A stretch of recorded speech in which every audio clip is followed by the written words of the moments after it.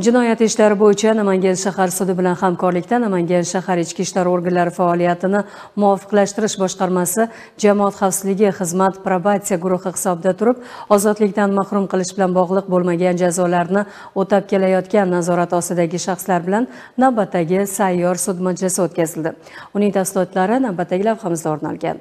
Namangan viloyati prokuraturasi, Namangan shahar sudi va Namangan shahar ichki ishlar organlari faoliyatini muvofiqlashtirish boshqarmasi jamoat xavfsizligi xizmati bilan hamkorlikda o'tkazilgan sayyor sud majlisida dastlab jamiyatda huquqbuzarlik va jinoyatchilikka qarshi kurashish borasida mutasaddi tashkilotlar bilan tizimli ishlar amalga oshirilayotgani haqida ma'lumotlar berib o'tildi. Shuningdek, probatsiya hisobida turib axloq tuzatish, majburiy jamoat ishlari, ozodlikdan cheklash jazosi, sinov jazosini o'tayotgan shaxslarga nisbatan Namangan shahar ichki ishlar organlari faoliyatini muvofiqlashtirish boshqarmasi jamoat xavfsizligi xizmati bo'limi tomonidan 60 nafar fuqaroga nisbatan kiritilgan taqdimnomalar Namangan shahar sudi sudyasi tomonidan birma-bir ko'rib chiqildi.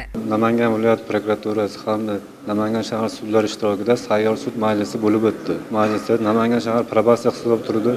Jazo muddatini o'tayotgan nazorat ostidagi shaxslardan berilgan jazodan to'g'ri xulosa chiqarib, tuzalish yo'lga o'tgan nazorat ostidagi shaxslar muddatdan oldin shartli ozod etildi. Va o'ziga to'g'ri xulosa chiqarmasdan berilgan imkoniyatdan foydalanmagan, jazodan bo'yin tovlagan nazoratdagi shaxslar jazosi og'irroq turga almashtirildi. Hozirgi kunda nazorat ostida turgan shaxslar ichki ishlar, prokuratura, huquqni himoya qiluvchi organlar tomonidan keng profilaktik tadbirlar olib borilmoqda, lekin shunga qaramasdan nazoratdagi shaxslar tomonidan qayta jinoyat sodir etish holatlari aniqlanmoqda.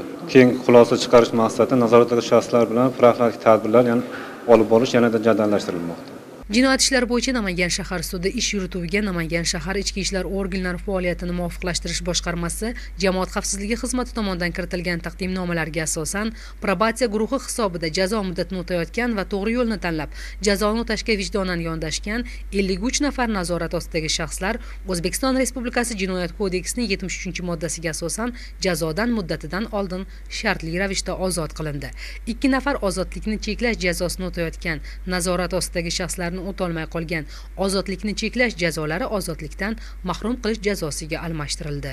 1 nafar axloq tuzatish ishlari jazosini o'tayotgan shaxsni o'tolmay qolgan jazosi ozodlikni cheklash jazosiga almashtirildi. Jinoyat kodeksining 277-moddasi bilan 2 yilga ozodlik cheklashga hukm tayinlangandi. Mana endi bugun sayyor sudida jazodan ozod bo'ldim bugun. Bu narsalarga aralashmaslikka va'da berib chiqdim. Endi bu narsaga qo'shilmaymiz, aralashmaymiz. Jinoyat kodeksining 166-modda bilan 2022-yil 16 noyabr kuni sudlangan edim. Muddatimdan oldin ozod qilindi. Qaytib bu jinoyat ko'chasiga qadam bosmayman. Qilgan ishimdan pushaymonman. Sayyor sud majlisida probatsiya guruhi hisobida turib jazoni o'tayotgan shaxslarga mas'ul rahbarlar tomonidan jazoni o'tash tartib-qoidalari tushuntirib o'tildi. Shu bilan birga jinoyat va uni qayta sodir etishning ayanchli oqibatlari haqida fikr-mulohazalar bildirildi. Bu kabi sayyor sud va ochiq muloqotlar aholining huquqiy bilimlarini oshirishga, huquq va majburiyatlarini teran anglashga xizmat qiladi.